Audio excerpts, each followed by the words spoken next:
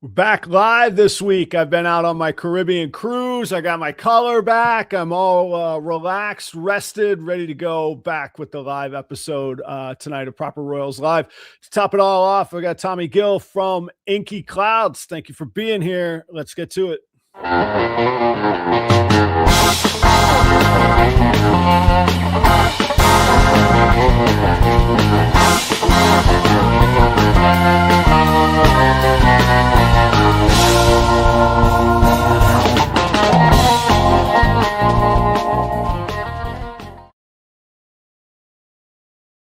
What's happening, everybody? I hope that you're doing well tonight. I don't know why I adjust this thing. It should be exactly the same every week, and every week I have to adjust it a little bit. There we go. Sounding good now. I hope that you all are doing well. As I mentioned, I am back. Thank you all for joining last week's episode, which was actually a pre-recorded episode. One of the few, like maybe 2 or 3 ever that I've done in almost 5 years of this show now. So thanks to Shane for coming to hang out and doing a little pre-recorded episode so that we could keep the streak going of Tuesday nights that you guys come to enjoy. Thanks for the support. First vacation since June of 2023. I need to get better at vacations is what I need. That was a nice little trip. I went to Dominican Republic. I went to the Virgin Islands. I went to the Bahamas, and a night in Miami as well. And then a couple long plane flights. So I am back. Like I say, thanks to Shane. Special shout out to a local breeder.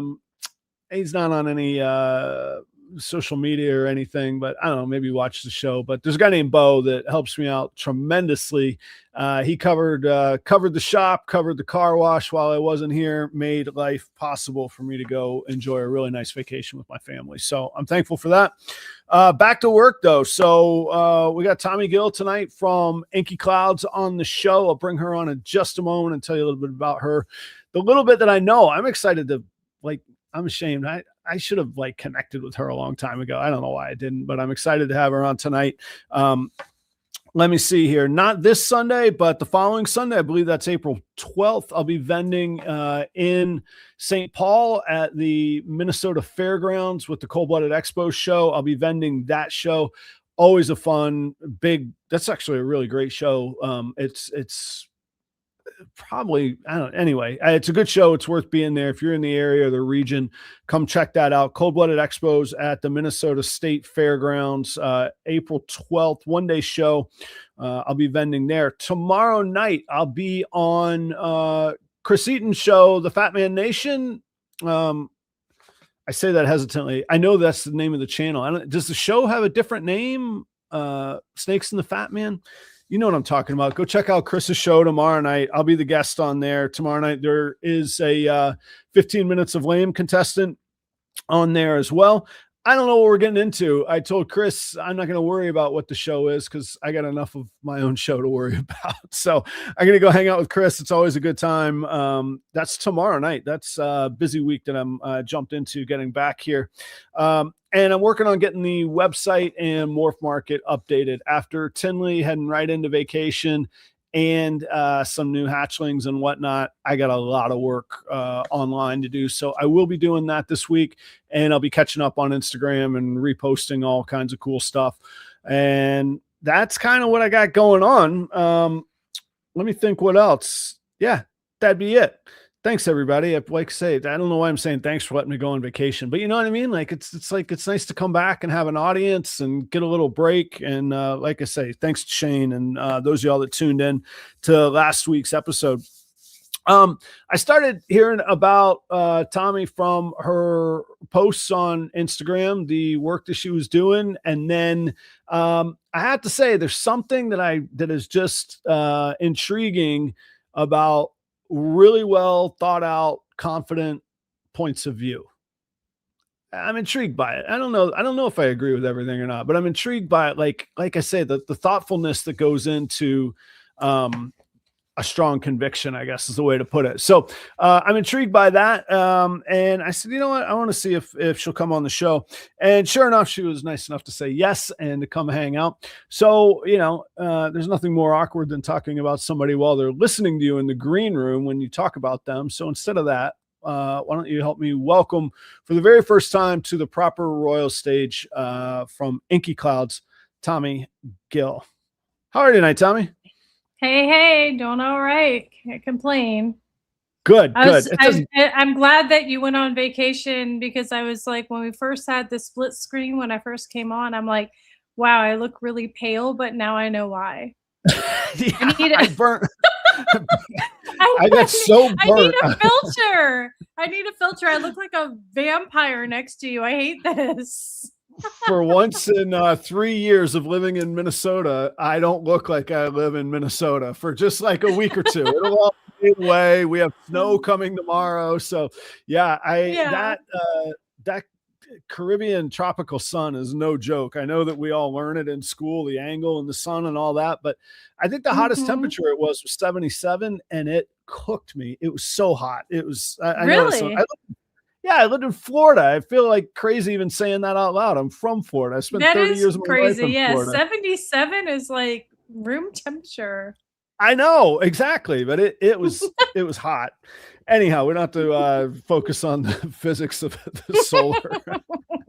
Anyway, thank you for being here. I regret I didn't reach out to you sooner, but I'm excited to hang out. And you are confident in your statements, as everybody should be, but that tells me that you've thought a lot about it and you bring a lot to the table. I should tell the audience, instead of rehashing like somebody's history that they've recently gone through on a really good podcast, check out Reptiles Unplugged for a little bit of a deep dive in Tommy's background. But like, what's like the quick elevator pitch, not the full like 30 years thing, but like what's the quick snapshot? I don't know. What is the quick snapshot? Okay. I don't know. I've been doing ball pythons for like 7 years, I think, maybe 8 years. Been doing reptiles forever.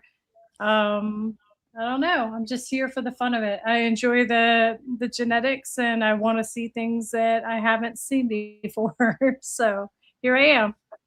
And you bring venomous background and I mean, I appreciate your brevity there, but I mean, you've been at this, what, 30 years at least with reptiles?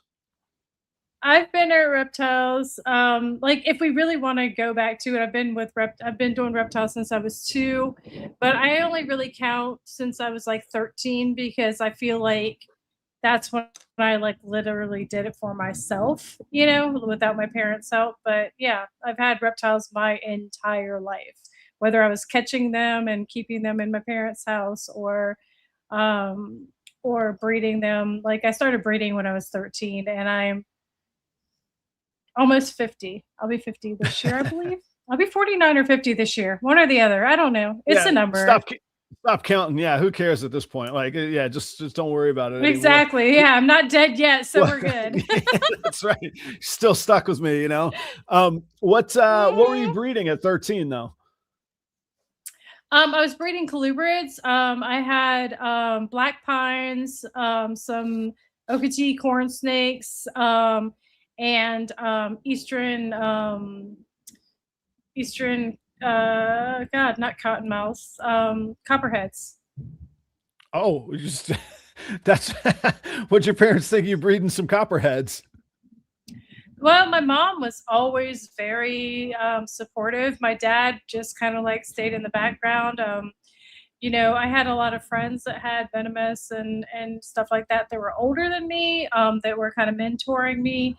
I did education with a guy who did local venomous in some of the parks to kind of educate people that were at the parks about what they might see in the parks. So I got used to handling venomous there. I volunteered my time there, and I volunteered time educating for probably 13 years or so on like not only on venomous but on just snakes in general, because I feel like once somebody has that connection and they see that it's not as scary, both the parents and the children, you can save some animals from untimely definitely deaths. Yeah. And was that there in Virginia or where was that at? Here in Virginia. Yeah, I've been in Virginia since I was 7. Prior to that, I did live in Florida, and that's where I had such like easy access to reptiles when I was very young. I had a Florida box turtle. I got that for being potty trained. I still have him. So I got him when I was Wow. 2 and I still have him. Yep. His name That's is a great DeLuna. story. He's named after the DeLuna Festival in Florida. Um, and I had, horned toads. I had a Knowles, of course. My mom would take me to the store and I'd have like a Knowles in my hair. Um, so my Did mom you was ever get really them to cool bite? about it. Did you ever get them to bite your ears and like hang like earrings? Like I remember doing No, that. they would just kind of hang out with me because they were kind of like tamed down from being handled and stuff. The only thing that ever bit me when I was very young was my parents got me a hermit crab and I tried to kiss it. So Oh, I had to okay. hold my face under the faucet for a while to get it to let loose. We used to, I grew up in Florida too. We used to get, this probably isn't like a great thing, but we used to get them and we would catch the anoles and get them to bite our earlobes and we walk around. They would Yeah, just do hold the on. little They wouldn't like, earrings. yeah, they Yeah, would be little lizard earrings. And then at some they're point like that, little bulldogs, man. Yeah, yeah. for sure. Bef Before I get too far, one question or one topic that didn't come up on that episode with Shane, I'm sure you talked about it before in other places, but Hmm. I'm curious. I always like to, I don't know if if I'm curious about something I ask, where does the Inky Clouds name come from? What is that? What is that? What does it mean to you? It's why name such your a brand that? strange thing. So when I first started doing ball pythons, when I first got back in to non-venomous, it was ball pythons, and I got some dark morphs, and my goal was to make super mahogany pieds. That was my first deal, and really like dark stuff, and I really like storms and like the part where you're like standing and there's like sunshine and you're in the sunshine, but like you see this like ominous storm and like it's windy and kind of crisp. That's like my favorite thing ever. So that's Yeah. what it's about.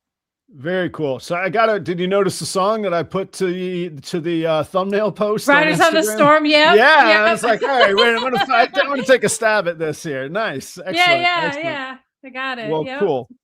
Well, thanks for sharing. Yeah. You No talk, problem.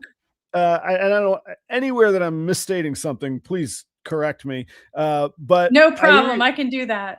that's what I've heard. That's what I've come to understand, which makes communication so much easier, doesn't it? Rather than just dancing You around would stuff. think, but not everybody likes that. And it's like not only in reptiles, but it's like in life in general. And so I gotta be me. So we are where we are, and I'm always gonna just speak my mind. And sometimes it bites me in the ass, but I'll always own up to it if I think I was wrong and afterwards too. So The only time it bothers me is if I think somebody has bad intentions. That's a different story. Otherwise, true, like, true. Yep. Uh-huh. you know what I mean? Like, okay, Mm-hmm. tell me.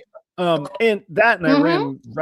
I ran restaurants for almost 30 years. Like at some point you just got to cut down and here's what I need. Can we get That's this done? I like this. I don't like this. that's Let's move on. yeah. I try to tell everybody my tagline is I'm not nice, but I'm kind. That's it. That's cool. There's no problem with that. Like I say, I Yeah. think it makes communication easier, but I know what you mean. Other people don't. Agree. Hmm. So I think I've heard you to understood you to say, or that you're passionate about, at least for yourself, and maybe you recommend it to other people, but to pick a lane, this idea of having a lane or a focus, and um, what in your mind, what constitutes a lane? There's so many combinations that we in the world of ball pythons that we could go for, and some lanes are really wide, some lanes are really narrow. What for you? Like what makes you pick or be satisfied that you've decided on a lane? So honestly, for me, I mean, I do have a lot of different projects going, but all of my projects can be intermixed. So I'm not like Hmm. stuck with like, oh, I pair a girl once and I can't use her again next year. Or, like this male's only good for this one female or anything like that. I think that I think that that's important, to be able to utilize your collection in different ways, and because otherwise it really limits your vision, um, on, what you can do in the future. At least for me personally, like I don't want to be like, I'm making lavender G stripe clowns with three incomplete dominants, and these are the incomplete dominants, and I have these 10 girls who are going to do that. So, you know, I think that maybe like I'm not a hyper focused lane person as much as everybody has a place, and they also can be used other places, I guess. So, When you say it's limiting, if people don't do that, is that from a financial standpoint? Is it? I mean, is it? I mean, I guess if you don't do that, you're always going to be buying something the next year. Is that sort of the angle in yeah, I that? mean, I'm not, yeah, I mean, financially, it's not really, I mean, I wish I could say that I was financially smart about things like that, but I'm really not. If I want something, I get it. But, but for me, I think it's more limiting for my, like in my mind's eye limiting. Like if I have a girl and the only thing I can use it for is duh, I don't like get like ideas. I just kind of like, okay, well, this is what we're doing. And I like to be able to go like, hey, what is a tri-stripe monsoon lavender, going to look like, you Hmm. know? I do know. So To me, that's still the most fun part of everything. I mean, I've turned this 100%. into a, yeah, I mean, I've turned this into a job. I've turned it into, it sometimes it's not fun to clean poo all day long or keep up the rodent room because you got to feed this monster that you created. It's a wonderful Mhm. monster and it's fun. And what I find that the people and some of the community and the interactions I really enjoy as well. But a lot of the fun is just standing there thinking through possibilities sometimes, like that moment of awe or the possibilities and the excitement. Um, I was just thinking last night, like I updated my, not my breeding plan, but all the, where all the girls are with the follicles and when the next rotation of pairing is going to take place. Just reading my pairings list, I'm just like, I got to close this Yeah. laptop and go to bed. I'll stare at this all night, you know? Yeah. It's definitely exciting, and I definitely make my pairings, but that doesn't mean that a boy doesn't come up from, my holdbacks that gets ready and I don't change my mind, you know. Right. So it happens. If And, especially if something's extremely exciting. well, that's the thing that circumstances change like that. I guess that's Mhm. one of the roots of the question too, or my thought process too. Circumstances change so much. So we hear, I'm not saying you, I hear from, we've heard it all through the hobby or the trade or the business, whatever people want to call it, have a plan. And I'm like, well, what if something better comes? Are you going to be so married to your plant? No, you got to take, that's like life, That's right? what I'm Like if something saying. better comes, Yeah. yeah. Yeah. Yeah, I mean, like, yeah, you could have a female come ready earlier than you thought she was going to, or you could have a male come in earlier. And if it's going to allow me to make a visual that, is going to push my project, or or a het that I'm like, you know what, that's going to be really cool. And I don't have anything for that. Damn right, I'm going to change my pairings. Like, if she's not Yeah. about to go, I'm going to change it up. Yeah. Well, and then there's always the negative stuff too. A male goes off of dangerously goes off of Yes. food. Most of them go Yeah, off, that's not but gets him, okay. Yeah. yeah, gets himself in a dangerous position, or like you say, the timing doesn't work out. You thought this female was going to be a month and a half down the road when the male would have a little more availability, and you're like, I got to come Mhm. up with something else, So Yeah, be like, um, sorry, his dance card's full. Yeah. that's right. I mean, yeah, because I think I have heard other opinions, but I disagree with it. But I do think that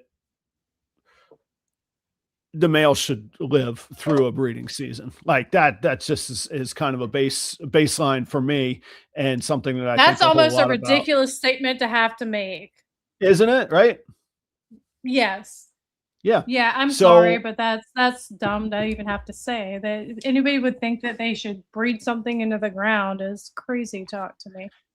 yeah, and I don't think that people necessarily do it purposefully, but they also are willing to ignore the signs when, hey, this thing is not eating, which that happens, losing a whole lot of Yeah, weight.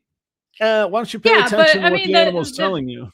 when he stops eating, you stop freaking pairing him and you keep him away from the females as far as you can until he's eating again and he's got his weight back up and then you pair him again. That's fine. And then they live, and it's good. Yeah, exactly. Crazy. Right. They live. They Yeah, it's live a good through thing. reproduction. It doesn't have to be the Oh my Atlantic salmon god. model. Uh, Literally, yeah.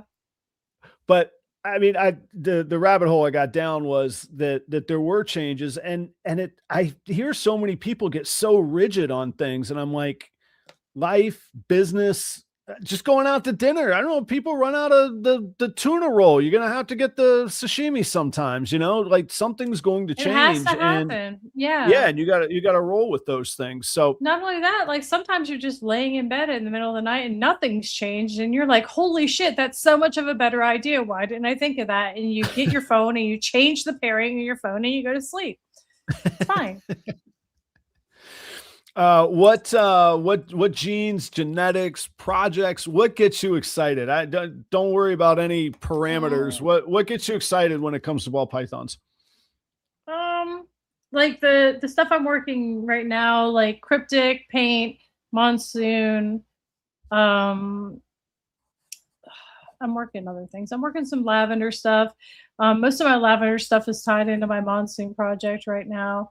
I have some candy stuff. I love tri-stripe stuff. I'd really like to see a lot more tri-stripe stuff. One of my favorite animals from last season was a desert ghost, a pastel desert ghost tri-stripe, and that thing's phenomenal. And I will never get sick of looking at it because that was like the second or third thing I wanted to make. Like it was like, and it took me raising up the animals, which however many years that was, 2 or 3 years, and then Yeah.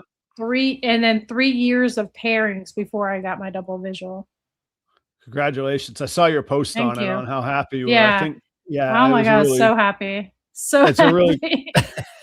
it's so nice to see those come to fruition rather than just, there's nothing wrong with making good investments. Like you said, if you see something you like, go get it. But there's also the flip side of seeing through a project. And I don't know, I don't ever think personally they come to completion, but to the next benchmark that you've been really excited to hit.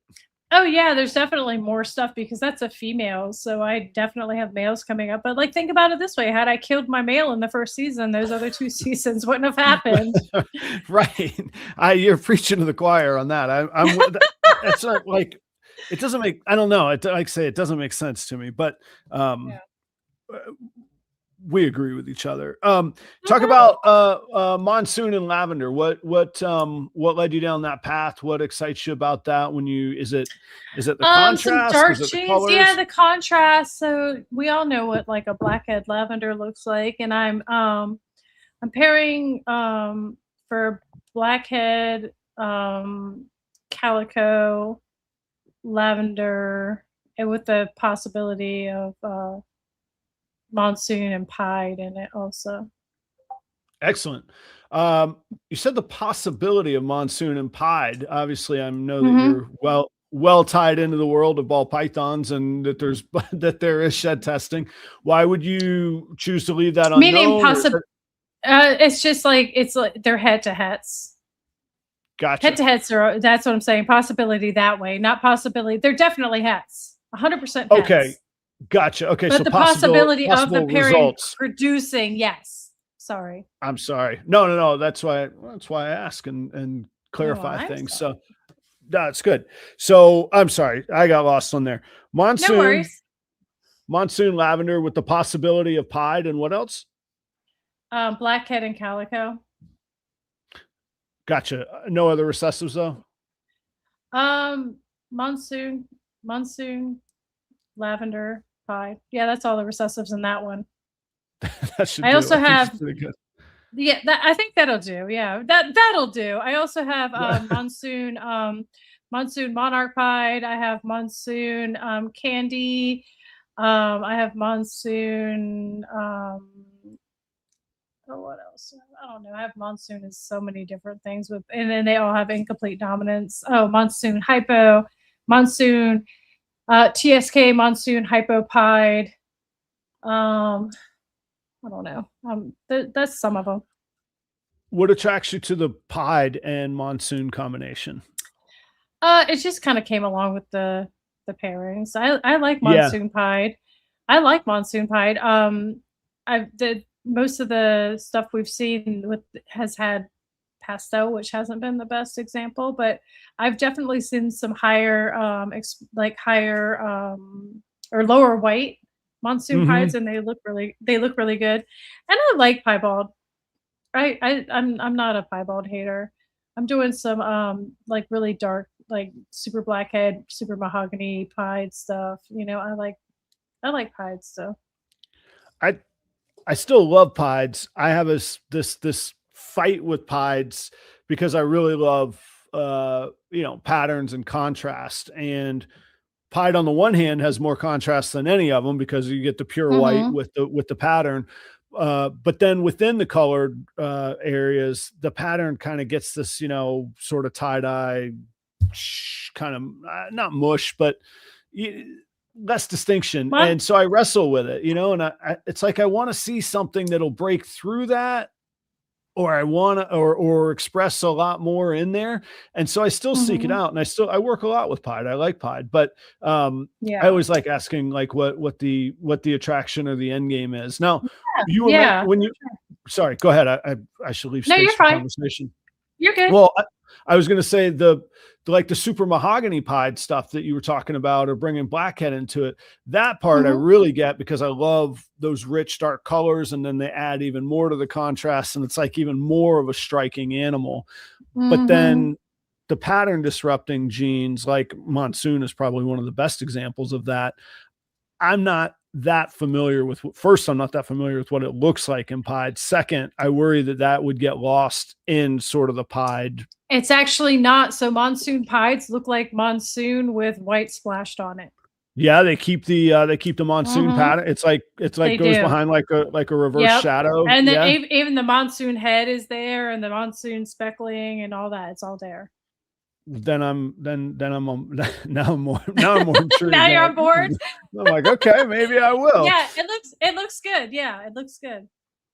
Very cool. Where do you want to see that go? So you got monsoon pied. What other incomplete dominance or non-recessives, as I like to call them, would you like to see in those? In monsoon pie. Hmm. I mean, obviously, I have a breeder blackhead triplet lavender monsoon pied. So, and blackhead brings so much into pied, like it brings so much pattern into it. So, I think it's going to look amazing in the monsoon pied. I mean, we haven't even seen a blackhead monsoon yet. So, even if I make a calico blackhead monsoon or even just a blackhead monsoon, I'll be happy. That's the kind of cool thing about the monsoon project for me right now is like I haven't seen anything really. I mean, we've seen some things, but Right. like really tip of the iceberg kind of stuff. So like I Very have tip. like all these options. I have all these options in my pairings, but I'm like, I don't even care if I get, 46 incomplete dominance. Like give me just like the blackhead monsoon. I'll be Yeah. happy. Like, I just had a question, and then I was enjoying your commentary, and I sorry. forgot it. No, it's great. That's a good sign. Uh, eh, I've forgotten now. Yeah. So some of that leads back though to what you were just saying. Some of that leads back to my question about the lane, because like monsoon is relatively new, and there's such Hmm. opportunity with it. Like we were talking about the tip of the iceberg. When I see a new gene, or a gene that people passed by along the way, I'll use gravel, for example. I love super Yeah. gravel. If you ask me what I want my lane to be, I love super Yeah. gravel. And people are like, that's Super it. And I'm gravel's like, amazing. yeah. And I'm like, that's it. We haven't done anything That with what do it you mean yet. that's it? Have you seen it? Yeah. Like, it's Right. amazing. Like, what do And you it mean can that's it? go, and it can go in, well, because I think people get lost in these word salads that they want to be able to, talk for 9 seconds naming one animal. And I'm like, how cool, like, And I'm like, and you talked about your projects being able to be sort of interchangeable or used multiple times. And I'm like, I could put it in Axanthic. I could put it in clown. I could put it in ultramel. I could put it in Super ultramel clown. real I could put it. Xanthic. I can't Yeah. even imagine like how beautiful that animal would be.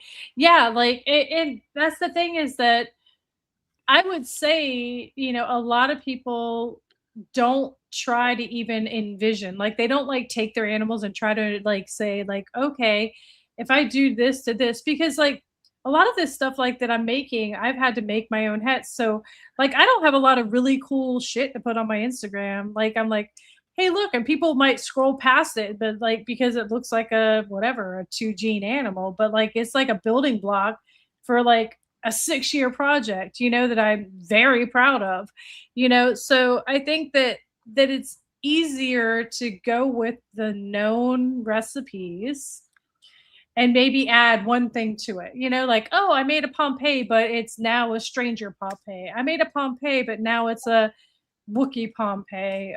You know what I'm saying? Like people Mhm. tend to gravitate towards those known recipes. And to me, like until I've kind of see my recipes to fruition, it's difficult or more difficult, I think, for the kind of like pieces of my projects that I don't need to find homes because people don't know what to do with them.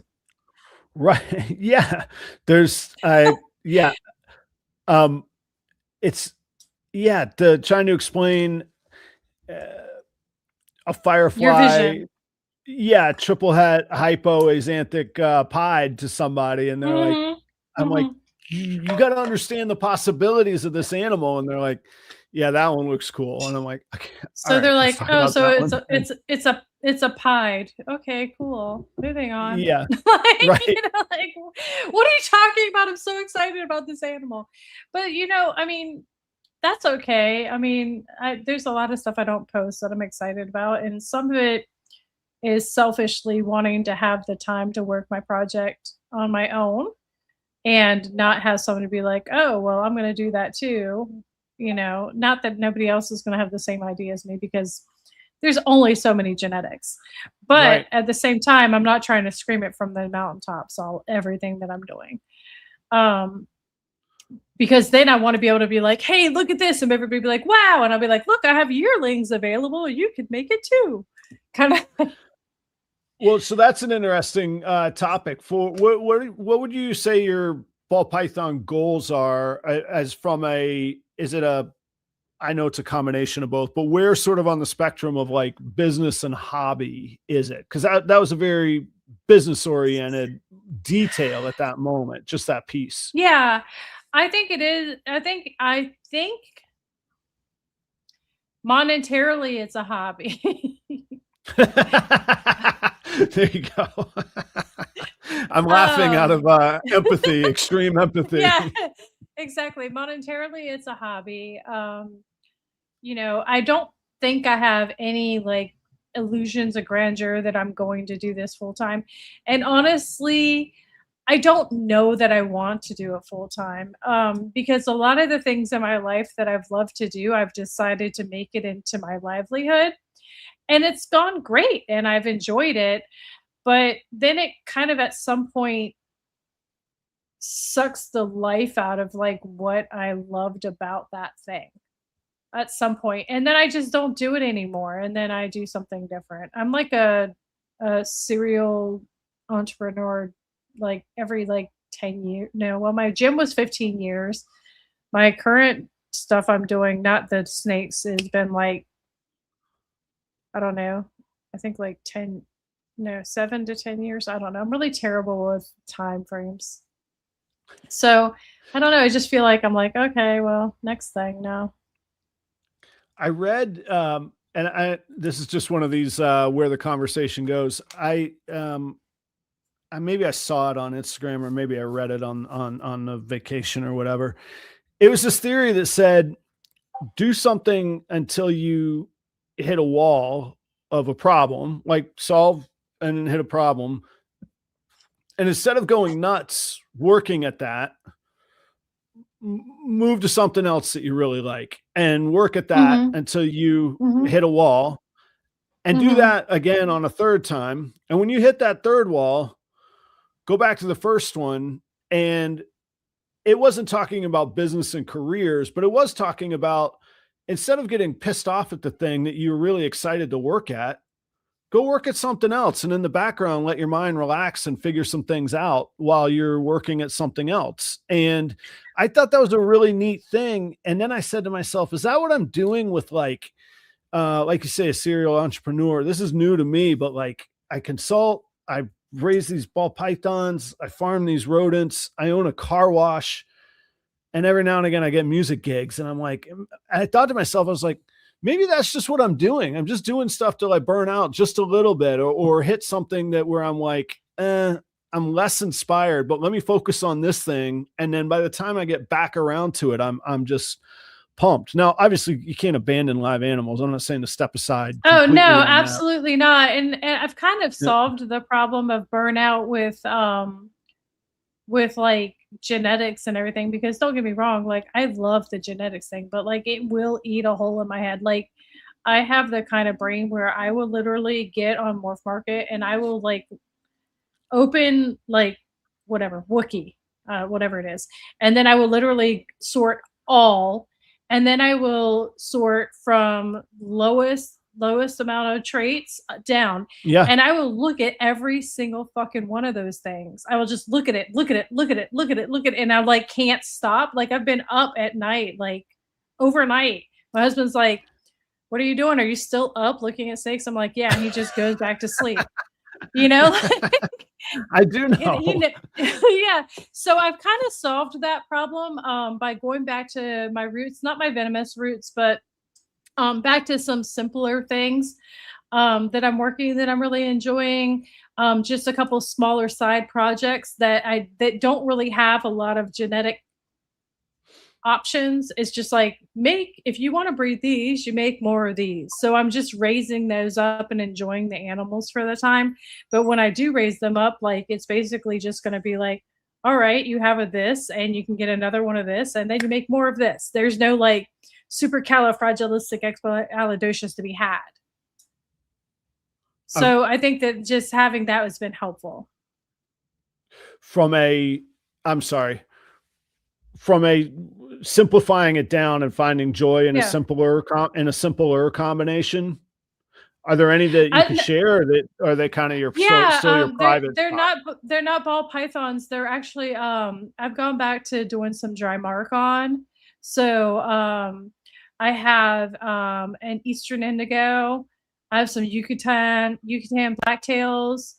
And I have a Guerrero indigo, and then I also got some Dwarf Burmese.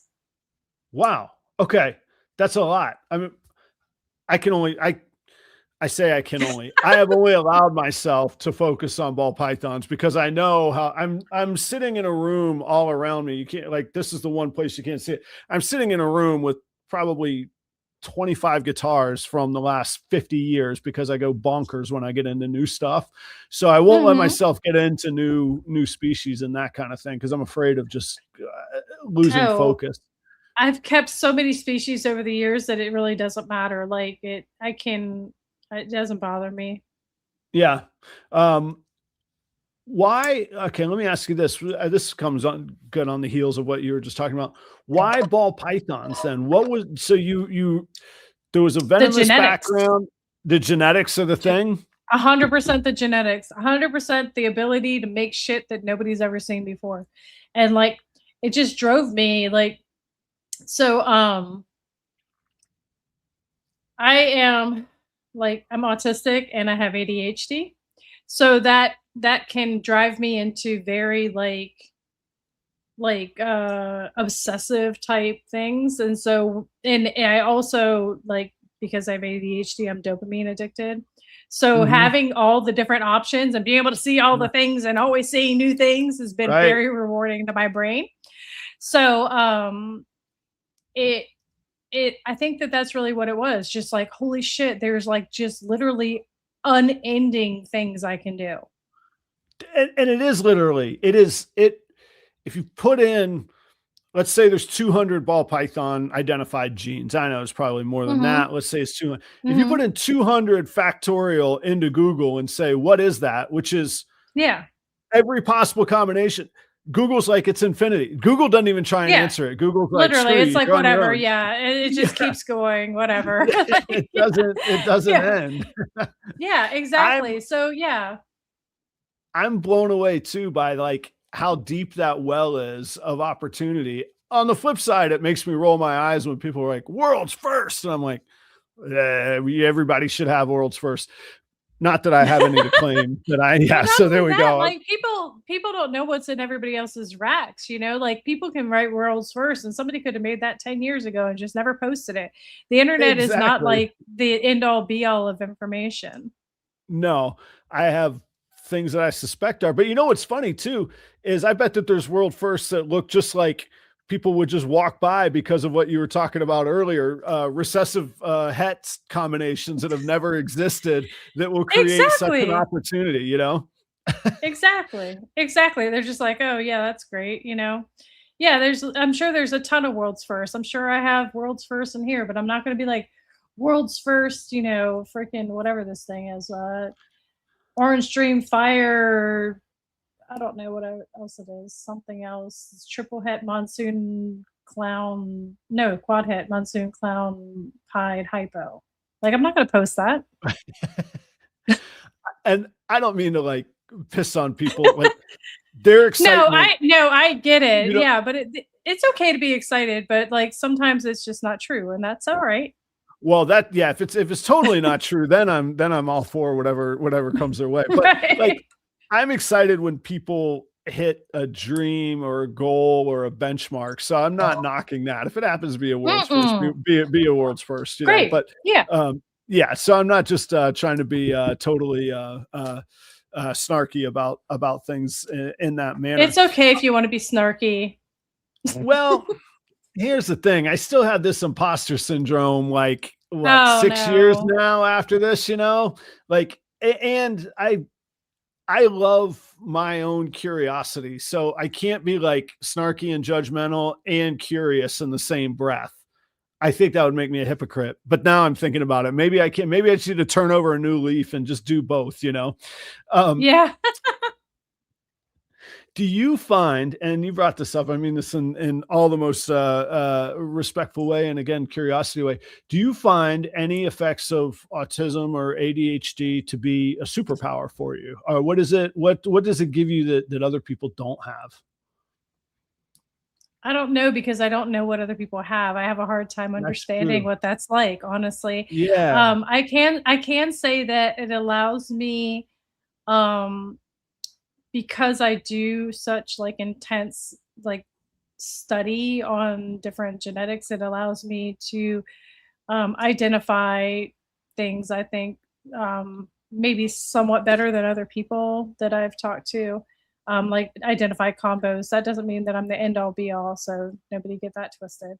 But I feel like because I have that obsessive part, that I just literally have poured over. Like I said, like I'll spend a whole 8-hour night looking at every single combo of like one genetic, and then like sometimes I just start at the beginning and I just start looking and trying to ID things without like looking at what it is. Like even like things that are het, and I know visual hets aren't always a thing because I am completely on that train, but sometimes I'll try to be like, oh, this looks like it's het clown was clown. It was a het clown in the pairing and it's just not listed. Things like that. It's rewarding to me in my brain. But yeah, I think that would be one of the things. And maybe just, you know, maybe it allows me a little bit more vision because I have spent so much time looking at it that I can really kind of like visualize what I'm after. Yeah, when you were talking about that, I spent in my restaurant career, I spent quite a chunk of my career focusing on wine and becoming a sommelier, level 2 certified sommelier, all the swirly tasting, but it was all blind tasting, and it became a deductive method where basically you would start with all the possibilities in the world. Immediately, generally, you see It's red or white. Okay, let's eliminate Hmm. that. Now, is Yeah. it, is it full bodied? Is it medium bodied? Is it light bodied? Does it smell like dark fruit, red fruit, blue fruit? And from those answers, you could start to do so. I get chills talking about it. And ball pythons made that like ignited that fun thing for me. And so when you're Yeah. talking about, I mean, what you just described is essentially blind tasting, where you're looking at the animal. It's not literally blind, because obviously it's funny. Yeah. We called it But I blind tasting. understand. I understand the analogy. Yeah. You're looking at it without the documentation and you're drawing a conclusion. And I did that. I mean, that was my study I mean, I would just take the sample bottles from restaurants that they had like a little bit left in the wine by the glass, and like come home with 11 or 12 like partial bottles and just taste, spit, identify, taste, spit, identify over and over and over again. And Hmm. ball pythons kind of get me going that way, because wine is like, you can grow a particular grape and make a particular wine, but then a winemaker can also go, I want 22% of this and I want 18% of that. And I want some, and that's their world's first, So like, to me, it was Hmm. really analogous when you were describing, what you were just describing is the closest I've heard of somebody approaching it in that sort of blind tasting kind of methodology, I feel like it that would way. I also think be that's cool. analogous. I feel like it could also be analogous to like scent making, like people who create perfumes and things like that. Exactly. Exactly. One of the exercises that we used to do without actually any wine is, how would you describe something if you can't use the word? So like cantaloupe. How would you Right. describe what cantaloupe tastes like if you can't say cantaloupe? Cantaloupe. And Yep. I won't bore everybody with the exercise, but describing ball pythons and quantifying them that way, I think is important. And I think that it is, I think it's a skill that might fade some with testing. And I don't think that's a good or a bad thing. I just think it is. I find that to be a bad thing. I'm going to be honest.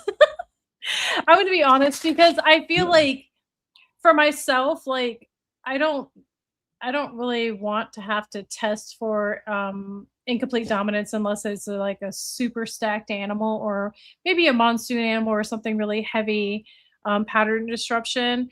But I really do feel like that being able to identify the genetics that you're working with is very important, not only because like shed testing is very helpful, especially for hets, Mhm. but like at the end of the day, like you should be able to identify like what you're buying, because like if you look online and somebody says this is a sandal flip-flop, shoelace, and you're like, yeah, and you buy it, and then you're mad because you shed tested and it's not, and sorry, it says online, we do the best we can IDing the snake, then what? Or you don't test it and you believe them, and then you're selling everybody else who doesn't know how to ID stuff the wrong crap. And then I don't know. That to me, that's a nightmare. That's nightmare fuel. I I agree with your argument there, and I think it's a very good point. I also think from a selection and breeding standpoint, it's very important too, because knowing something is in there, but valuing it be there because of the aesthetic or the results or the quality of the trait. Now, quality is of course a subjective word, but Right.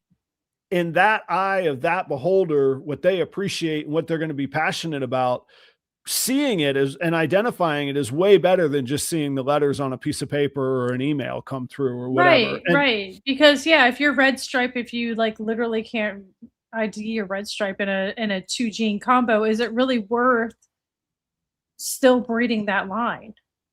right, exactly. Is that what you wanna continue? Do you wanna continue with that specific thing, or do you wanna try with something that's got a better expression, you know? Yeah, I agree with that wholeheartedly.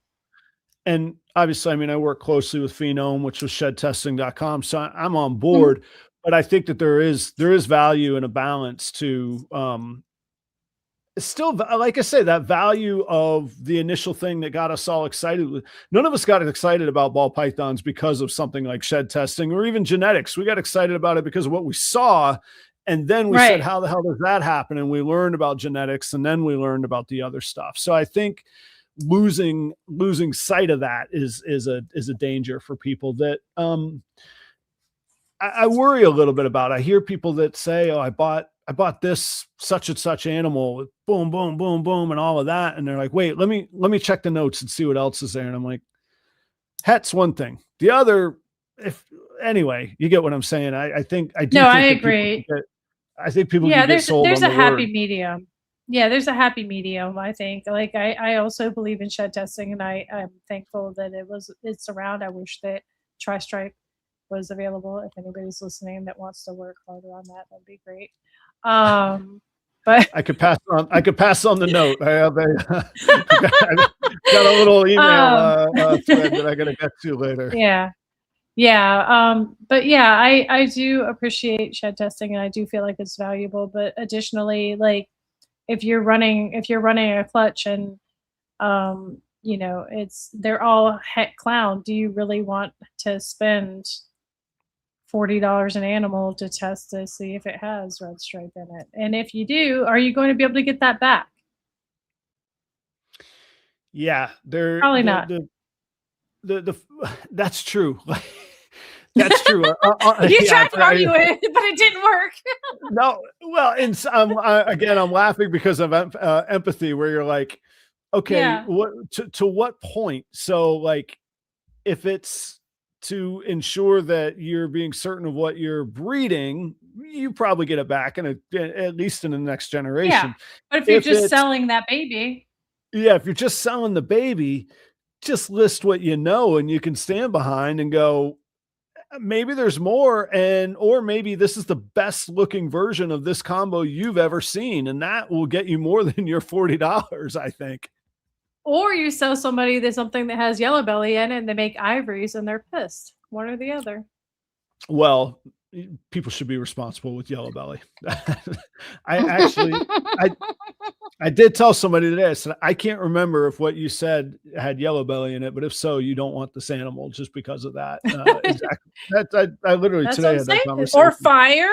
That's what I'm saying. So like that's where the value comes in, I feel like, and being able to identify like if it's just from a straight, like even if you're just like it's a straight value standpoint, like do you want to have to test for something that you could ID with your eyeballs because you don't want to put in the time to figure it out? And that does take time and practice and Hmm. learning, Yeah. and focus. It Hmm. takes focus. It is a craft to be honed and to work on. I Agreed. agree with that. Yeah. Agreed. Yep.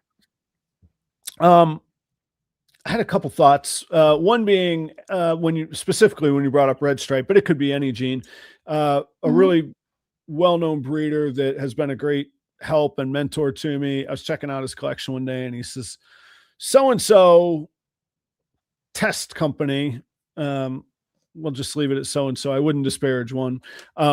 Said this doesn't have red stripe in it, and he looks right at me and he goes, "I respectfully disagree because for the past 25 years, I know what I'm looking at." Now, it could have been the wrong shed. It could have been a different line. It could be all Red sorts Stripe of has things, multiple lines. Yeah, right? there's all kinds of things that are faltering with the shed testing. I mean, think about the stuff that came back with the lace stuff where it was a GHI lace and it got tested as a super lace. You know, Mm. like both companies are coming up with things that are incorrect, and that's not specific that they are doing anything wrong or they're learning. Science is learning, and because we with our eyeballs said that red stripe looks like this and that looks like red stripe and that looks like red stripe and that looks like red stripe doesn't mean that they're all going to genetically test the same. Very good. I think you said something so important. Science is learning and evolving. Everybody wants Hmm. science to be perfect, but actually It's not. the scientific method is about not being perfect and about exploring variations and potential outcomes. So I think that's wildly important that people have to remember that.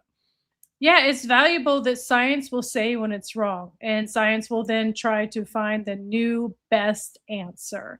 And that's all that we can do when it comes to anything, when it comes to science. I mean, Think about just like medical care, like Right. anything that is science based, like it's going to falter because we fail at the margins of our experience, and that failure can either become like something where we're pointing fingers and that was a failure, or we can say, oh well, what did we learn from this and how do we move on and do better. Agreed. Agreed. And for anybody to get lost in any of that, what I'm saying is science does work, but it works because we learn from the mistakes that we discover through science. And that's why we go down 100%. that Yeah, path. 100%. Mm-hmm. Um, 100%. before I lose this train of thought, William Mm-hmm. at TJW, I'm not even going to I'm going to massacre this. I don't even know how to pronounce this. He wants to know if this species that you have is pure. He says, are Prog your shy. Prog shy, are they pure? Prog shy. I do have pure prog shy, but the prog shy that I have that are closer to breeding age are a 75% male and a 50% female. There we go. And for dummies like me, what are prog shy? That's the dwarf Burmese. Oh, okay. There we go. All right. Now I So know. yeah, dwarf Burmese are actually a subspecies, and so there's not a lot of pure dwarf Burmese here in the States. So a lot of them have been outcrossed to mainland Burmese. So there's a lot of percentage stuff, which honestly is a good thing that they've been outcrossed because it's made them stronger than they would be if we would have just kept on doing dwarf. We're running into some of the same problems with the Eastern Indigos where there's only so much available captive bloodlines, and the inbreeding has gotten so bad that that like there's starting to be like deformities like split scales in the ventrals and things like that with the captive indigos.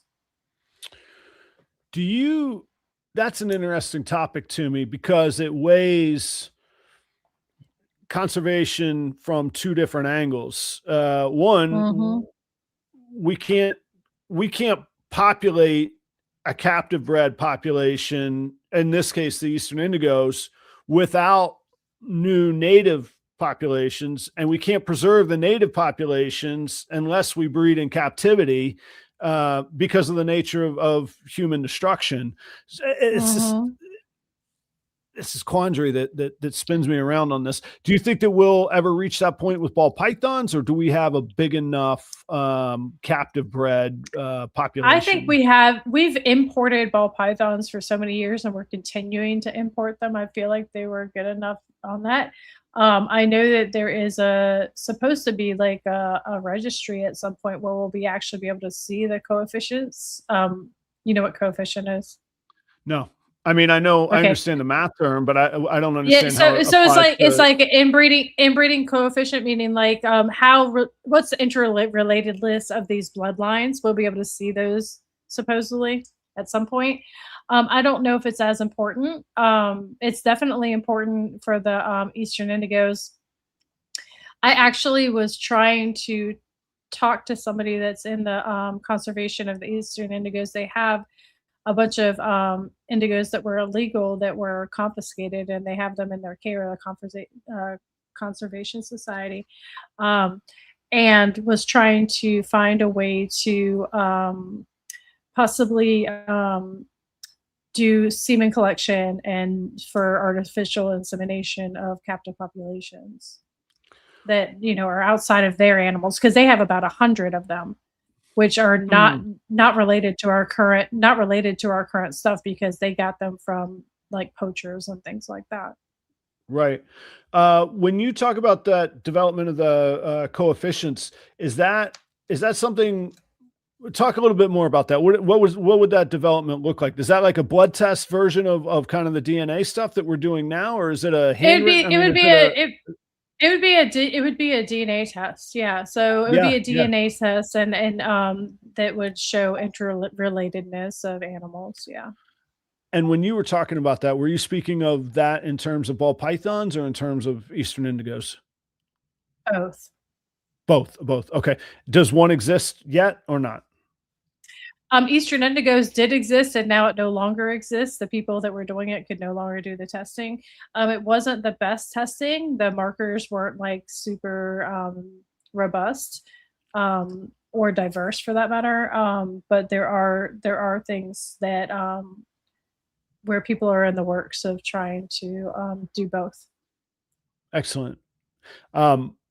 This is another one of these like tip of the iceberg moments. Like there's so much information and potential possibility in our world. I love times when we think we've accomplished so much and then we're like, there's nothing but opportunity in front of us, you know, and that's another great example of that with that initiative.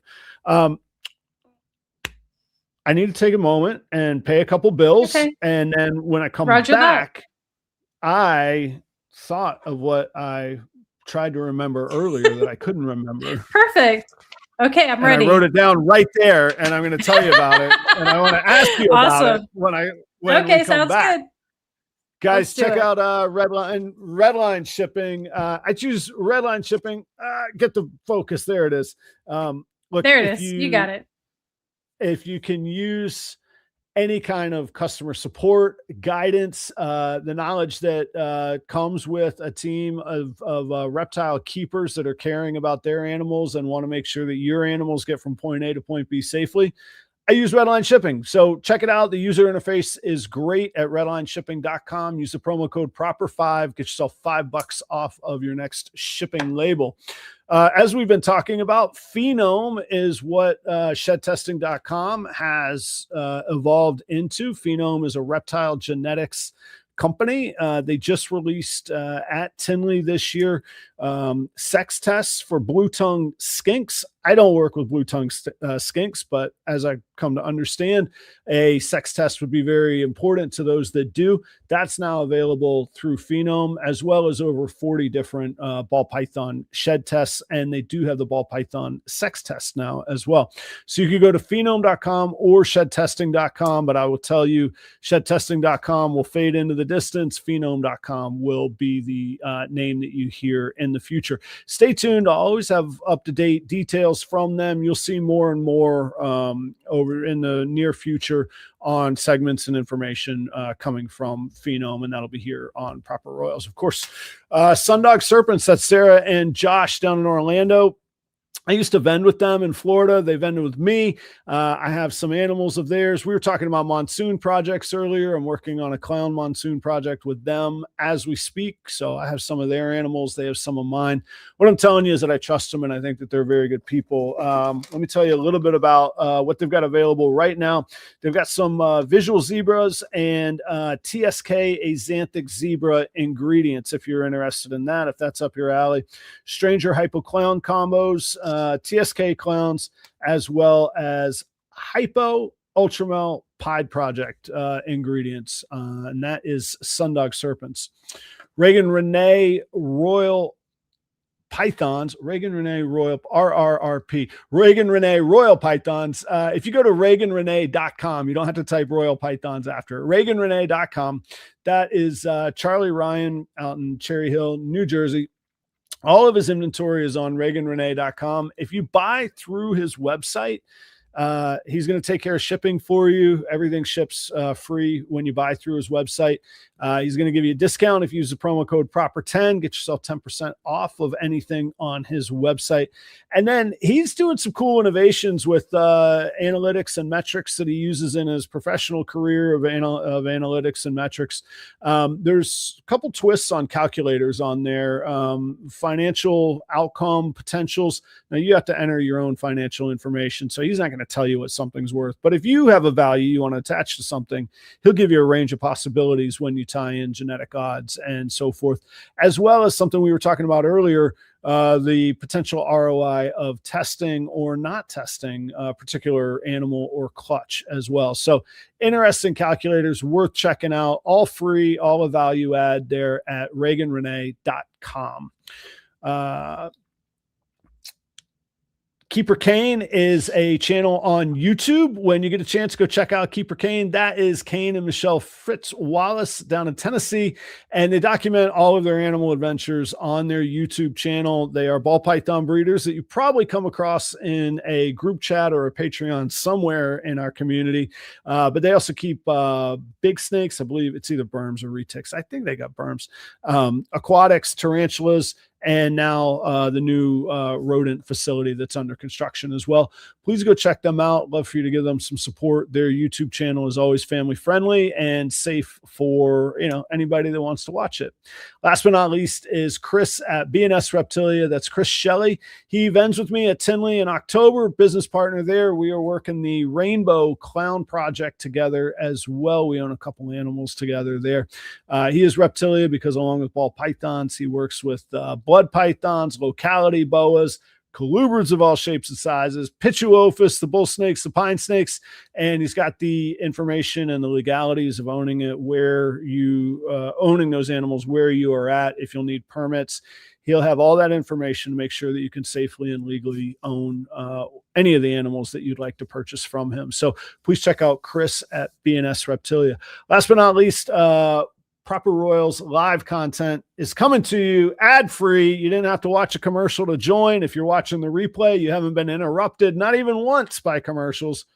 I mean, other than my pitches. That's because of Palm Street. If you like live selling and you're interested in the future of live selling platforms, please check out Palm Street. Reptile sales are welcomed there. Reptile sellers are vetted there. All the shipping is integrated. If you are enjoying the live selling experience, go check out Palm Street. They've been strong supporters of our industry. So all of these brands are from our community, supporting our community, and literally keep me coming back every Tuesday night, coming up on 5 years now. And audience, you guys do the same. Hanging out tonight with Thomi Gill from Inky Clouds. And if you haven't watched from the beginning, you should. We have covered a lot of ground tonight, and I've enjoyed our conversation thoroughly. We're going to keep it going for another segment here. And thanks everybody for hanging out tonight. Thomi, thanks for your patience also. Yeah, no problem. You mentioned earlier, and I couldn't remember the second gene, but that you were working calico into monsoon.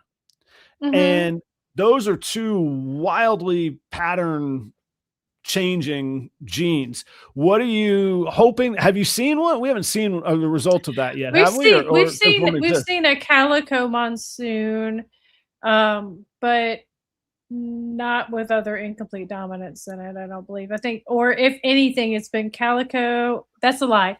We've seen calico stranger monsoon, which stranger really overpowers monsoon and turns it mostly brown. Mm-hmm. And we've seen Mojave calico monsoon, and Mojave, like even without monsoon, as we know, knocks down calico a decent bit too, and kind of almost turns it into just kind of like a blur at the bottom. Mm-hmm. So I'm hoping to bring it where the calico like comes up the side and like breaks into the monsoon a little bit more. It is visible in those combos though. Yeah. Where do you want to, and can we revisit that part? What more, there was more to it. I just can't remember what the more to it was. Calico monsoon. What else were you excited about working into that? Blackhead, Inky, Orange Stream, Calico, monsoon. Do you think Blackhead will have the darkening effect like you were mentioning with Stranger on? I'm hoping it does, but not the same. It won't have the same effect as Stranger. Stranger, I don't think so. I think it'll darken it, but I don't think it will turn it into like a Suma. Yeah, it won't lose the pattern contrast, sort of. Not, I don't want to call it spots, but you know, I don't think it will. The SLI essentially, yeah. I don't think it will, but I mean, you know, I could be 100% wrong. We won't know until I see it. I have a few pairings that could make a visual this year, so we'll see. Okay, all right. Well, good luck on that. What? Thanks. I think that was striking to me. Yeah, I'm trying to envision, like you say, kind of the flame and the orange and the pink of the calico coming up the sides, and even the white and some flecking in there, and then just the monsoon on top of it. Yeah, I think it'll be great. I really want a really dark monsoon with white that like comes and like almost like turns into like a starry night across the sides. Mm, yeah, I do too. I hope that you get there. I I hope do that you. too. I really want that. I want that. I think it would be so beautiful. But, I mean, since we don't even know what the base form looks like, I don't even know. I'm just like making crap up as I go along and just hoping that I'm making the right decisions. Um, yeah. What? How do you sort of balance that, or how? I mean, obviously it's not a problem, so you get over it. But how do you talk yourself through? Hey, let's spend a couple years on this. We don't know what it's going to be, and these are some overpowering genes. These might not play well together. What do you say to that, Uh, or to that voice I, in the I, head? I don't have that voice. That's a good one. That's a good. I don't. I don't. I'm just excited. So my brain goes, "Ooh, it could do this," and I'm like, "Yeah, let's do it."